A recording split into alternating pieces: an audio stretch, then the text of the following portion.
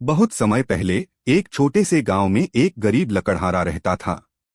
उसकी एक ही बेटी थी, सीधी सादी मगर बहुत खूबसूरत। लेकिन जब वह बड़ी हुई तो उस बूढ़े बाप को उसकी सुंदरता ही बोझ लगने लगी। लोग कहते, तेरी बेटी में तो परी की झलक है। ये सुनकर बूढ़े के मन में ईर्ष्या और डर दोनों घर कर गए। एक दिन उसने सोचा, अगर इसे किसी को दे दिया तो मेरी गरीबी कभी खत्म नहीं होगी। लेकिन अगर इसे बलि चढ़ा दूं तो शायद देवी मुझ पर मेहरबान हो जाए। और वह अपनी ही बेटी को एक जादुई मगरमच्छ के पास ले गया, जो झील के नीचे रहने वाला राक्षस था। जैसे ही मगरमच्छ पानी से बाहर आया, लड़की डर के मारे चीखते हुए भागी और सीधा जंगल की तरफ दौड़ पड़ी। वह भागती रही जब तक कि सूरज डूब नहीं गया। घना अंधेरा छा गया और तभी दूर कहीं से शेर की गर्जना सुनाई दी। डर के मारे वह एक विशाल वृक्ष के नीचे छुप गई। लेकिन शेर की आवाज करीब आती जा रही थी। वह वृक्ष से लिपटकर रो पड़ी और बोली, ए वृक्ष, तू फट जा, मैं तुझ में समा जाऊं और फिर बंद हो जा। जैसे किसी जादू ने असर किया हो, वृक्ष सचमुच फट गया और लड़की उसमें समा गई। वृक्ष फिर से बंद हो गया, जैसे कुछ हुआ ही न हो। कई साल बाद उस जंगल में एक राजकुमार शिकार करने आया। वह वही विशाल वृक्ष देखकर रुका और उसकी शाख से दातून काटने लगा। तभी वृक्ष के अंदर से एक मीठी जादुई आवाज आई, राजकुमार, धीरे काटो, मेरी आंख मत फोड़ो, मेरा हाथ मत तोड़ो। राजकुमार हैरान रह गया।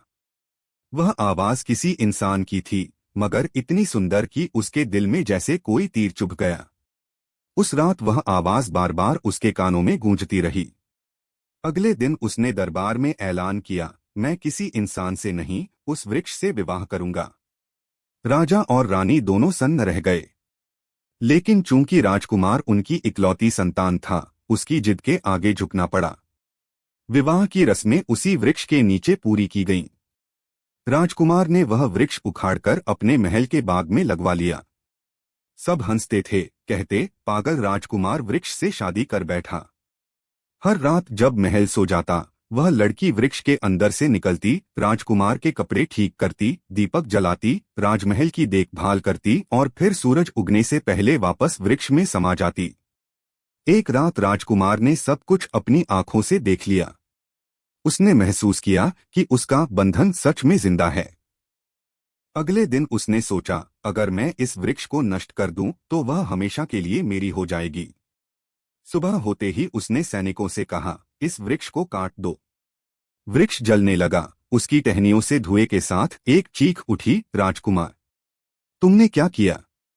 इतना कहकर लड़की जलते हुए वृक्ष से निकल पड़ी।